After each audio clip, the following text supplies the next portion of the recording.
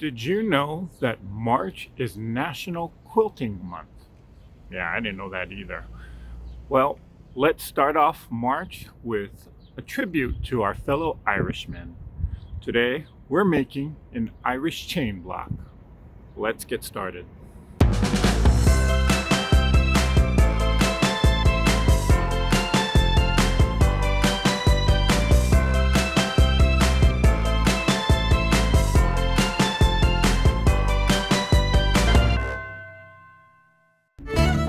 You know, I was wondering what the connection of the Irish chain quilt block is to Irish or Ireland. And to my surprise, I didn't find any. In fact, the earliest recorded Irish chain quilt was actually developed here in the United States. Part of it is because of the fact that we don't have any paper records or any records of any sort. All the more reason why, when you do make a quilt, you should put a quilt label on it. No real connection to Ireland except the fact that, well, it's just called an Irish chain. So let's take a look at the fabric requirements to make this block.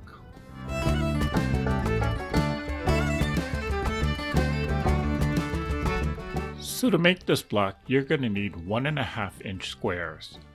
A lot of 1.5 inch squares, 25 of a print to be exact, and 20 1.5 inch squares of a background fabric. You'll also need 4 3.5 inch squares of that same background fabric. Now, when it comes to this background square, again, you'll need a 3.5 inch square, but you'll also need a 1.5 inch square. I could have cut a ton of these squares out individually, but I decided not to. So here's a shortcut that I did.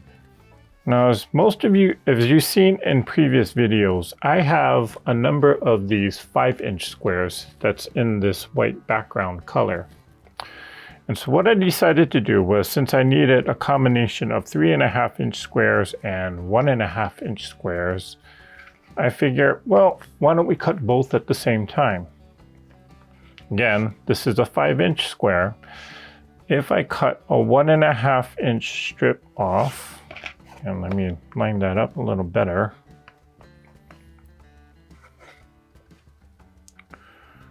I'll cut a 1.5 inch strip here. From this 1.5 inch strip, I can make my 1.5 inch squares, but what's left over, this is 3.5 inches, to which now I can measure this and I can cut a 3.5 inch square. So here I have my 3.5 inch squares. Then with the rest of these strips, since they're 1.5 inches, I can go ahead and subcut my 1.5 inch squares from this. So again, if you have a whole ton of these 5 inch squares, you can subcut it the same way, and you'll get your 1.5 inch squares as well as your 3.5 inch squares in one shot. This one, and another set of 1.5 inch squares, crumb bin. So we got all our pieces cut. Let's start making the block.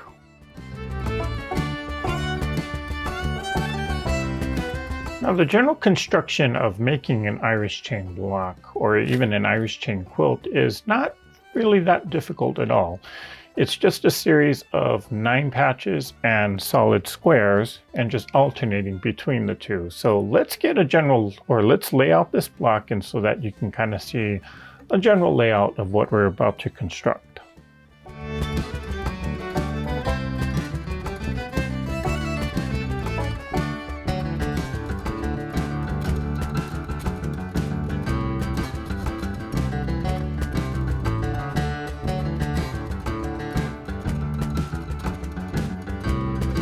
So we kind of got a general layout of the entire block. Now, I know these 9 patches look a little funky because, again, well, it doesn't look like it's going to fit all together because I haven't sewn it. And once we get the 1/4 inch seam allowance in there, you're going to see that this will equal to the size of this square.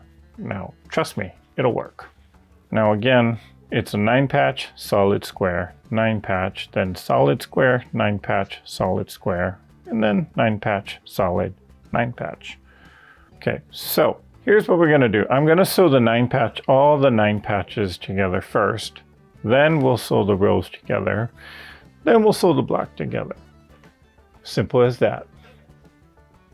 Now I decided that I wanted to make this block really scrappy, so I had to cut individual squares out of these prints, on these 1.5 inch prints. If you don't mind it, or if you want to make it easier on yourself, here's what you can do. You can take 1.5 inch strips of various, or maybe if you want to make 2 colors, just cut 2 colors, cut 1.5 inch strips, and then cut a 1.5 inch strip of your background. Make a strip set, basically, where you take 2 of your prints and put a background strip in the middle, sew that together, then take 2 of your background and 1 of your prints, sew that together, and you're going to subcut it into 1.5 inch squares, or 1.5 inches. It's a faster way of doing it, but you're limited to basically 1 or 2 prints.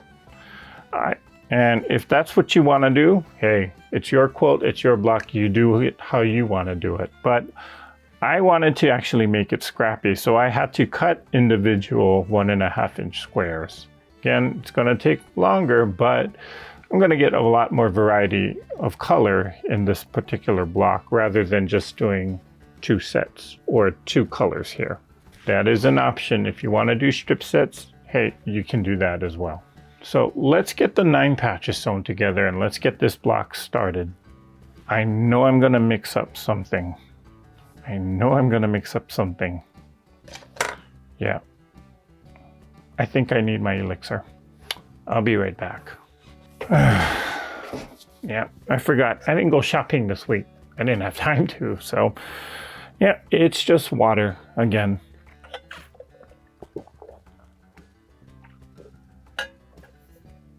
But you know what? Sometimes water is the best. Okay, don't mix it up. Don't mix it up.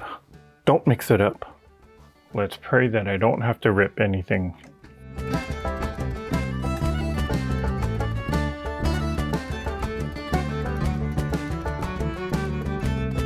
I'm just finger pressing these, and I'm pressing the seam allowance toward the print fabrics here.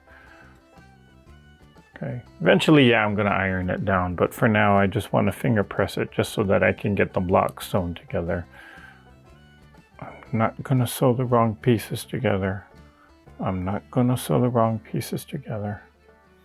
This is one of those blocks where, yeah, you really do have to pay attention to what you're sewing, because the last thing you want to do is sew the wrong 2 blocks together. Or the wrong 2 squares together, I should say.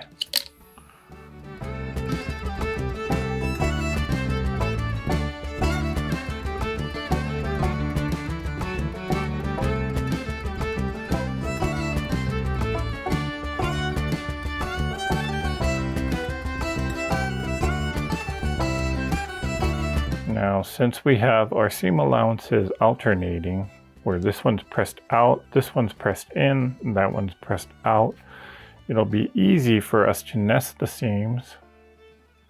And I'm actually going to stick a pin right there, just to make sure that these fabrics won't shift while I'm sewing it.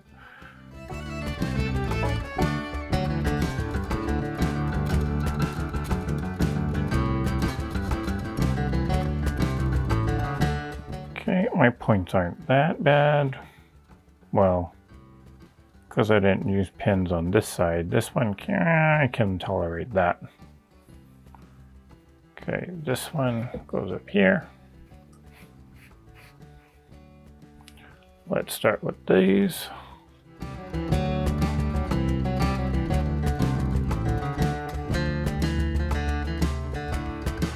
When I first started quilting, I used to be obsessed, and I mean literally obsessed with making sure that my points were as perfect can be. Whatever that is. But after a while, I started realizing that having perfect points, well, that took the fun out of quilting. I mean, I used to stress myself out just making sure that every single point had to match.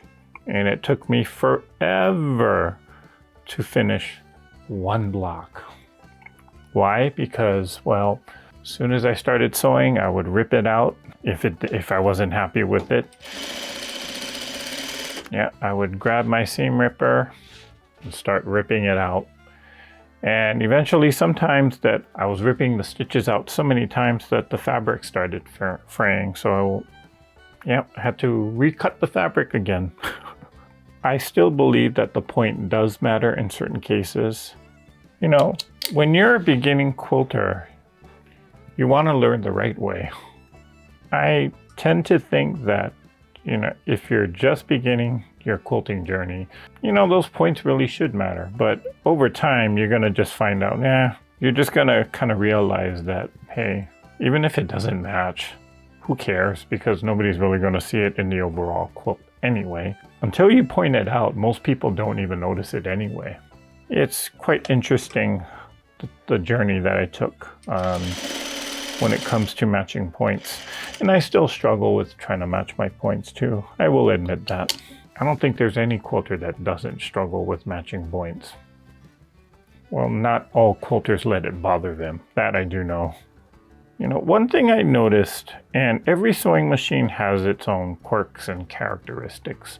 The feed dogs actually, when I'm sewing, it shifts the fabric ever so slightly, especially if I'm trying to do like a snowball corner.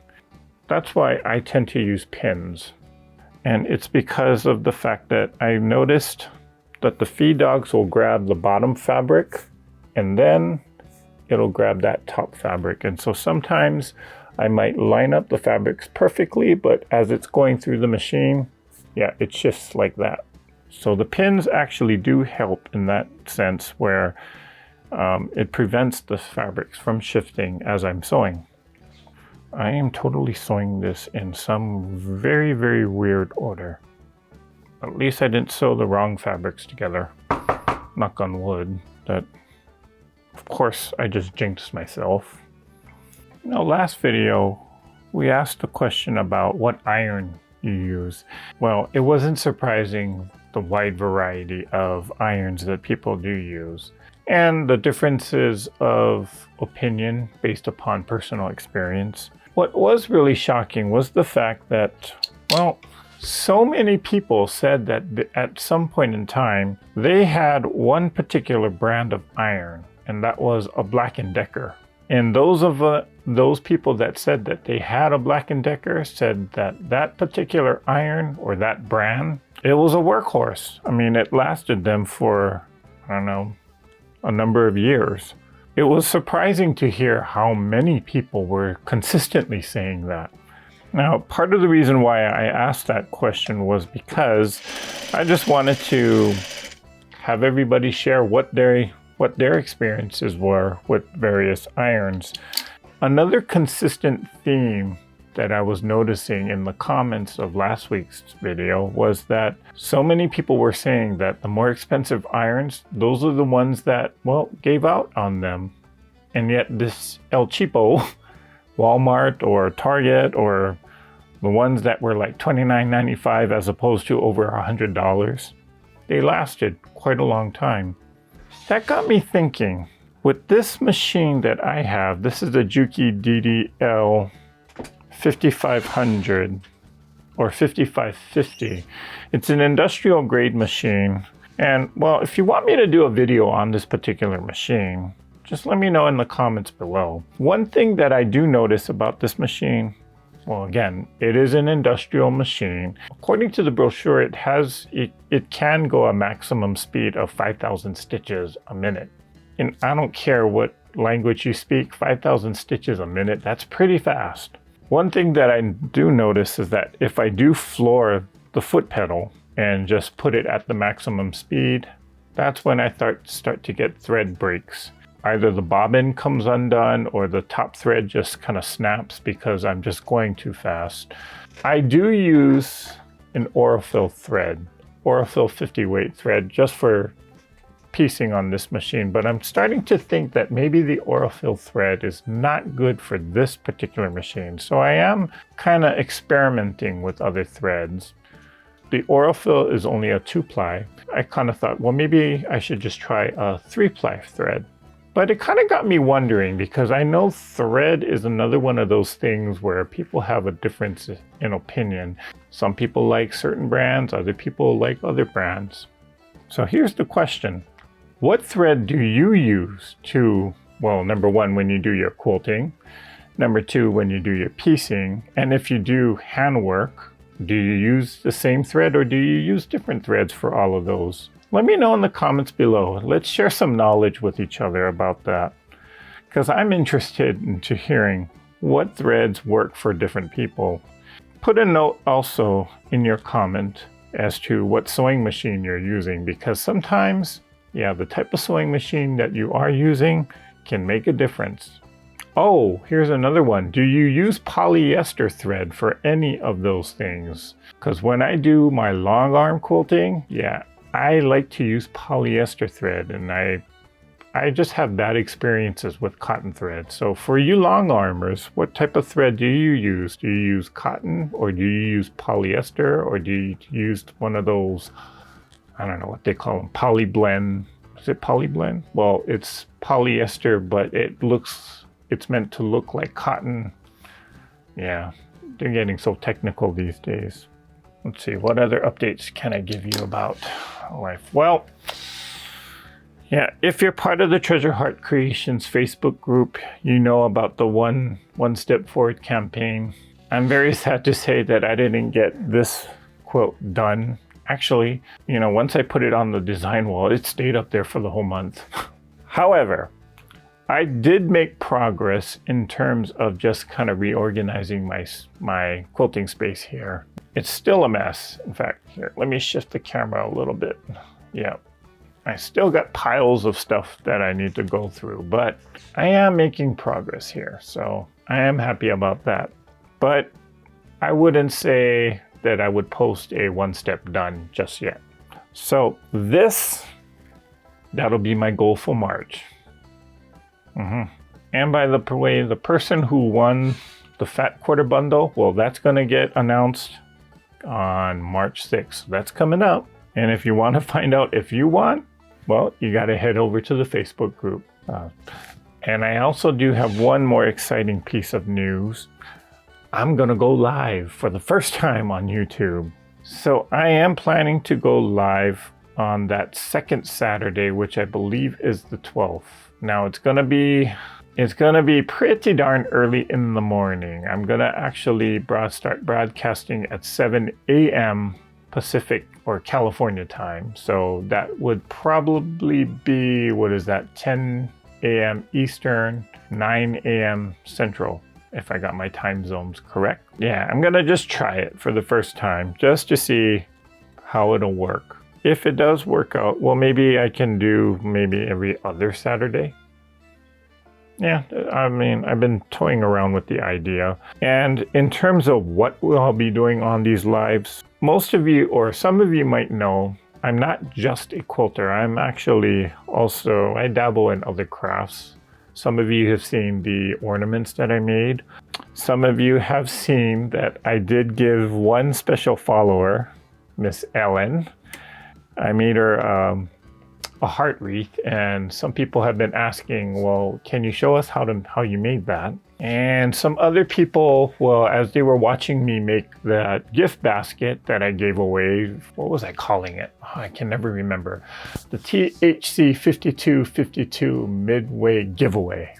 Yeah, long title. I did that video where I was kind of making the gift basket and then talking to all of you guys and just kind of reminiscing about the first half of this whole series. And some people were requesting, hey, can you teach us how to make a gift basket like that? I do other crafts. It's not just quilting. And so I figured I'll take or I will use this opportunity on these lives to actually demonstrate how to do some of these other crafts, like the gift basket or like making the wreath. So coming up on March 12th, the first live that I'm gonna do, I'm kind of excited and kind of nervous and kind of peeing my pants all at the same time. I'm actually gonna show how to make a wreath. Now this wreath is gonna be Easter themed.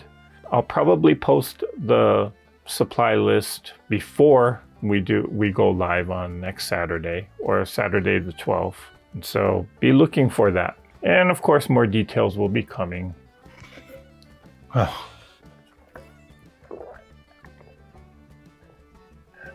Oh, okay.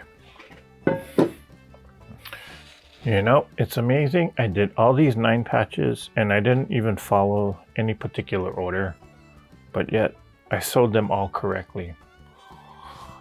It's a miracle.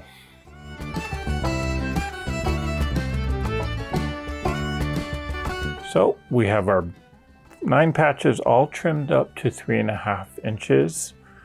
We have everything kind of nicely pressed. Let's sew this block together.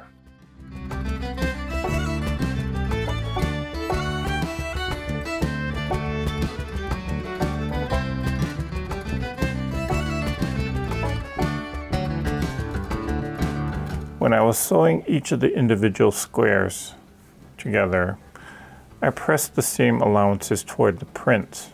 But as you can kind of see here, when I put the rows together, I pressed that seam allowance open.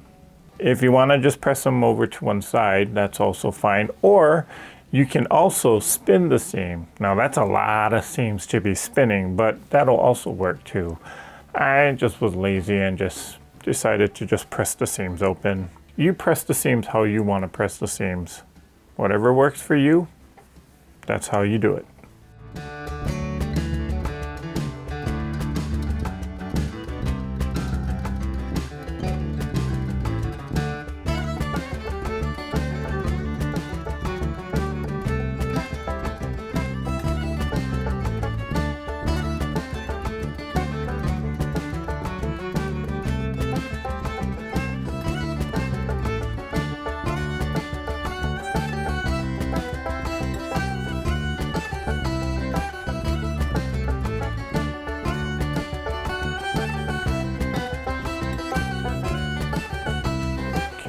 Ooh, even that looks pretty good. Yeah, I like it. So let's get this block pressed and let's call this block done.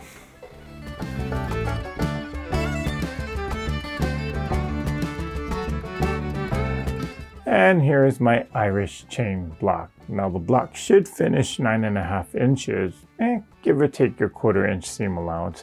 And I'm glad that I made it scrappy. Of course, it took a while to cut each of these individual squares, but you know what? I like the scrappy look.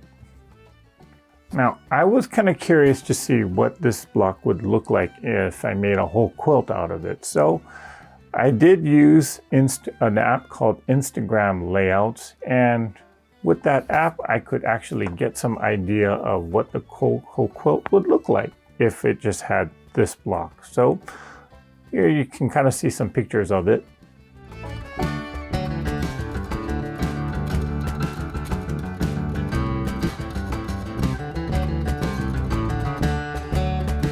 Well, that's it for this video. And remember, March 12th, we're going to do our very first live. So be looking forward to that. Until then, go out and create something. Thanks for watching. If you like this video, hit the thumbs up and subscribe to the channel. Hit the bell for notifications on when I upload the next video. Put a comment down below saying what you liked or maybe even what you didn't like. And join the Facebook discussion group at Treasure Heart Creations. You can post pictures of the blocks that you created, or just scroll through and gather inspiration from other Treasure Heart Creation Group members. And from time to time, there are giveaways exclusively for Treasure Heart Creation Group members. So Use the link in the description box below to sign up. If you're on Instagram, post pictures of the blocks that you're working on using the hashtag THC5252. Well, that's it for now. Now go out and create something.